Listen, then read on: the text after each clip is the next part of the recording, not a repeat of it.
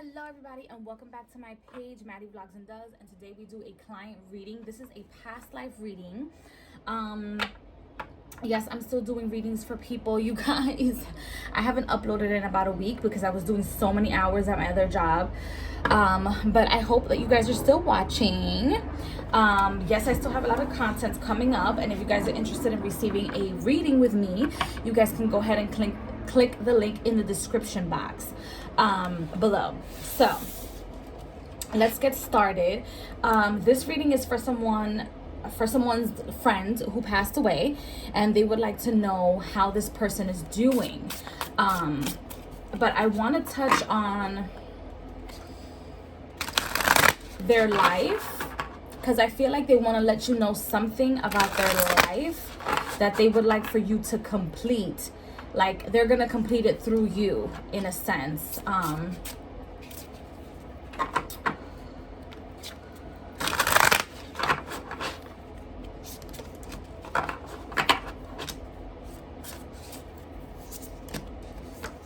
So we have the Ace of Swords, and the Ace of Swords tells me that this person died, yes, tragically, and yes, they had in their life, as you mentioned in the message, that they were going through a certain trauma, and that they were dealing with this trauma since they were very young.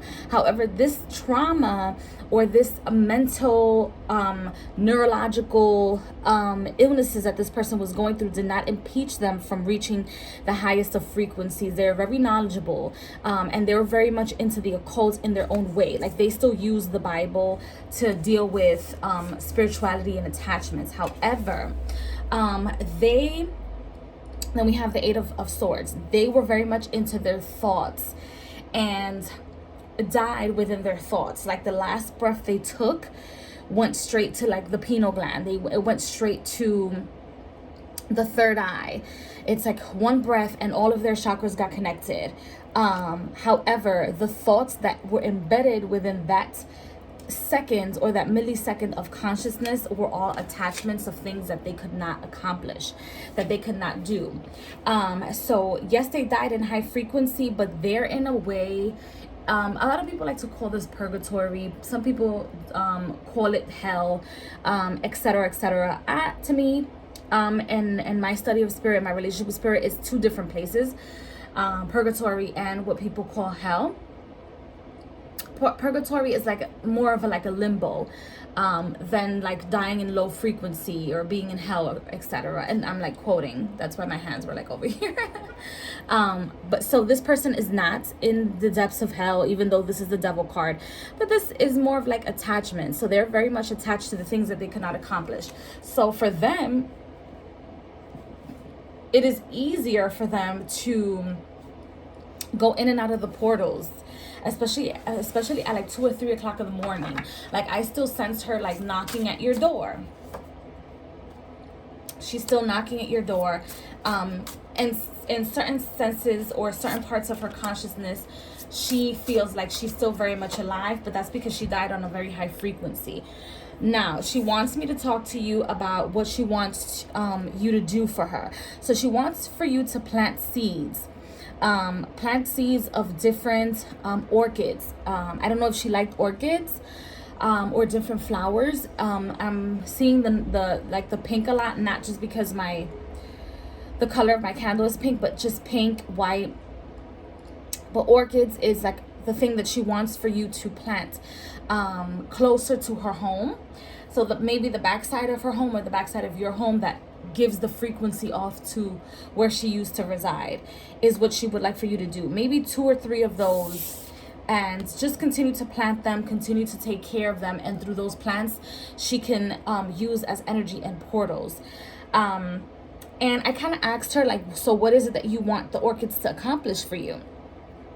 And she's saying that the one thing that she was not able to accomplish was stability and stable mental health. And the plants and the energy that the plant will give, specifically the orchids, would not allow her to seemingly fall asleep or allow her energy to fall asleep on the other side. Then we have the Knight of Pentacles together with the Eight of Swords. So I'm not quite sure if she had a son, but she is presenting like a male energy to me. And then once the orchids get nice or planted or have grown enough, she would like for you to give those orchids, and she's going to tell you exactly when to give them to and who to give them to. But it is a younger male that she is showing me. She would like for you to give those orchids to him. Then together with the Devil, we have the Five of Swords. And as you can see, if you actually do decide, because you also have willpower to do or not to do what she would like for you to do, after you plant the orchids, if that's something that you decide to do, then she goes from 8 swords or 8 attachments to 5 attachments, or 8 strands of karma is how I see it. And then from 8 strands of karma to 5 strands of karma. These strands of karma is something that she's going to have to deal with in her future lives. But at least these 2 orchids that you're going to plant for her are going to help her transmute herself into or catapult herself into the next life.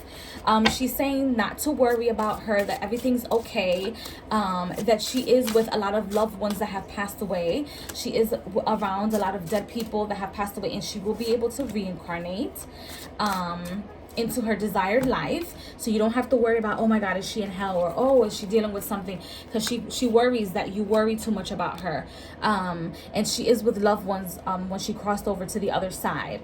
And when she does reincarnate, she's going to reincarnate into either a great-grandchild or a great-grandchild of hers, or a grandchild of hers in her life. That's going to be like her next life.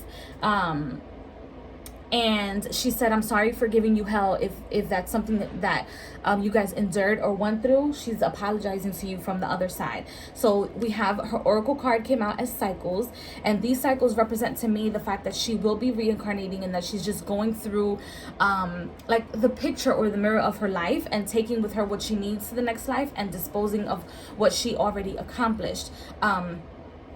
But she said the reason why she's choosing you to do to plant the orchids for her is because she needs to break those cords, and she needs you to break those cords with her, because I feel like in a sense she was a little mean sometimes, or a little low-spirited when it came to you, even though she was a beautiful soul, because I do see her as a beautiful soul.